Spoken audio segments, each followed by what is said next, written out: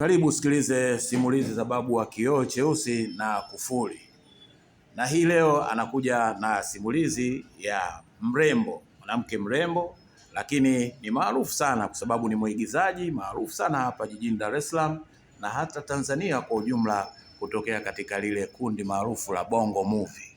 Msichana mweupe, msichana ambaye pia anajiweza sana kiuchumi, akimiliki maduka kadhaa pale Sinza na vile vile Kariakoo na biashara nyingine nyingi tu. Yuko vizuri kwa kweli na ni mtafutaji haswa, lakini licha ya ujanja wake huo, licha ya gharama alipojiweka yeye mwenyewe, huwezi kuamini alinasa kwa mvulana wa kijijini kutoka katika kijiji cha Chikola Mankomanje, Dodoma.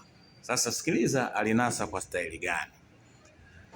Hivi karibuni ilitokea ziara ya wasanii wengi kwenda katika jiji la Dodoma na kulikuwa na sherehe fulani. Nafikiri wafuatiliaji watakuwa wanajua.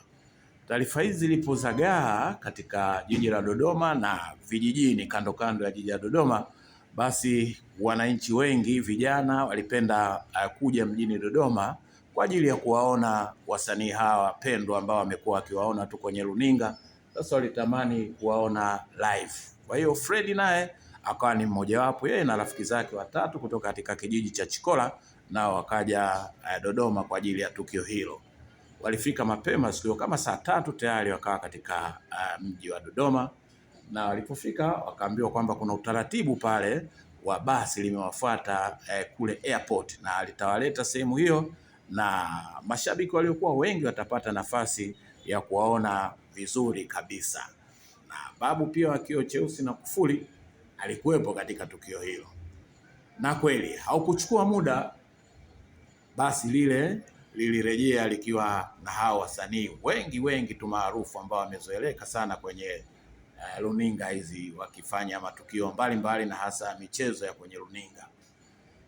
Freddy na rafiki zake wakapata pale kuambiwa na waliokuwa walinzi wa tukio hilo kwamba wanachotakiwa ni kujipanga mistari miwili, wengine kushoto wengine kulia, ili wasanii waweze kupita katikati bila kupata bughudha yoyote, lakini waliachwa kuwa free kuwasalimia au kadri watakavyoweza, jinsi gani wasanii wenyewe watapenda kuwapa hai wale mashabiki wao.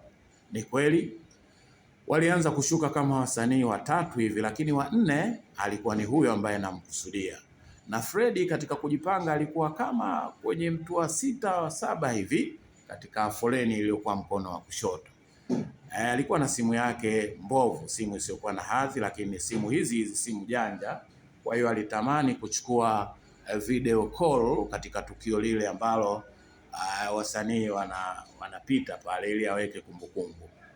Basi wakati anaitegesha vizuri kamera yake, ikawa kama vile ni bahati, yule msanii ambaye anamtarajia na ndo hasa kipenzi chake, basi na ndo hasa anayehusika na tukio hili, akawa naye kama amepata mvuto hivi. Sasa sijui pengine kutokana na Freddy alikuwa ni kijana mrefu aliyejaza kifua hivi, anaonekana kama anafanya mazoezi, lakini bila shaka mazoezi yake yatakuwa yanatokana na kilimo.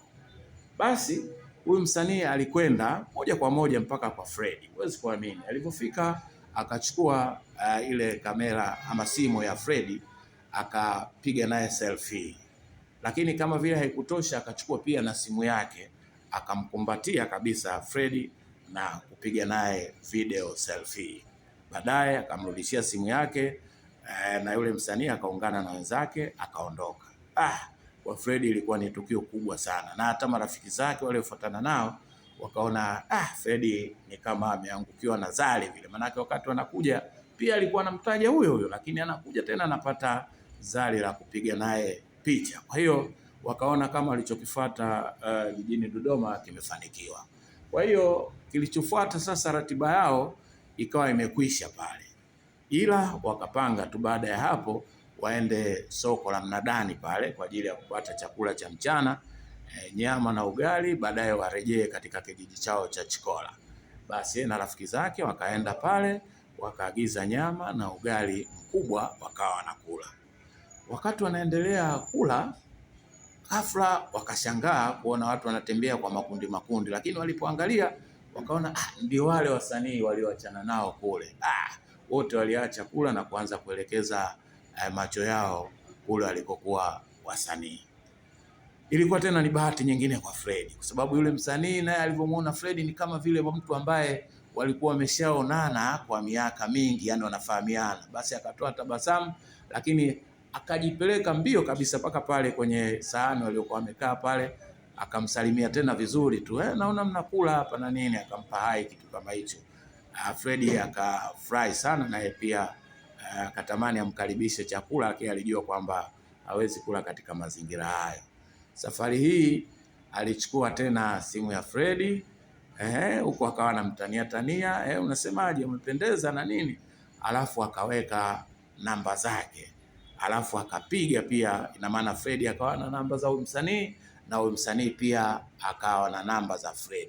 Hapo ndipo alipokwama na tukio la kimapenzi aliyomchanganya, ikawa anadiriki hata kupanda ndege kutoka Dar es Salaam kuja Dodoma, ilianzia hapo. Kwa hiyo endelea kufuatilia sehemu ya pili, utajua nini kilichotokea mpaka ikafikia huyu msanii akaenda katika kijiji kabisa cha Chikola kule, na akakaa takribani wiki nzima na Fred. Baadaye mengi alizuka. Basi naweza kuendelea kusubscribe, vile vile naweza ukalike, vile vile kuendelea kupata taarifa hizi, ama kila utakapoweka kitu kizuri basi kiwe kinakufikia. Asante. Naitwa Babu wa Kioo Cheusi na Kufuli.